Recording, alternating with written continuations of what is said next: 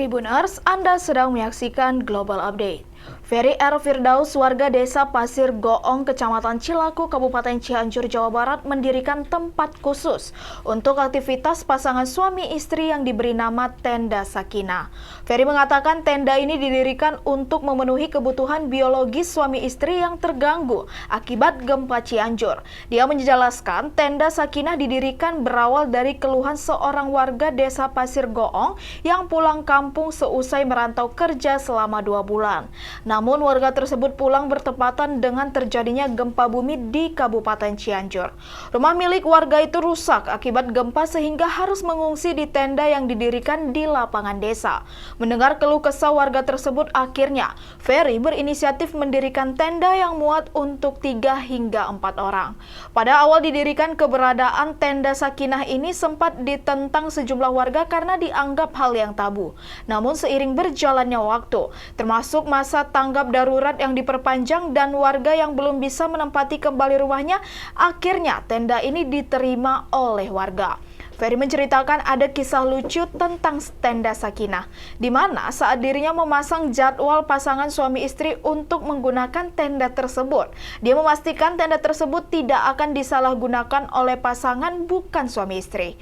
Ferry menambahkan, pemerintah dalam hal ini kantor Kementerian Agama di Kabupaten Cianjur bisa ikut andil atau hadir dalam urusan kebutuhan biologis warga yang mengungsi saat ada gempa.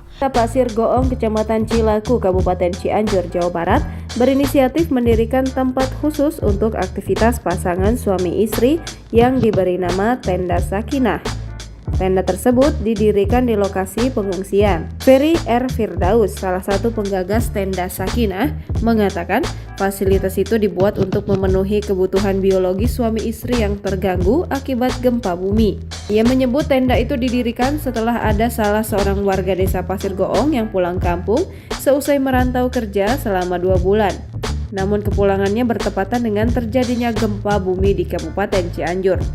Rumah warga tersebut rusak akibat gempa sehingga harus mengungsi di tenda yang didirikan di lapangan desa. Mendapatkan keluh kesah warga tersebut, akhirnya Ferry berinisiatif mendirikan sebuah tenda milik anggota pramuka yang muat untuk 3 hingga 4 orang.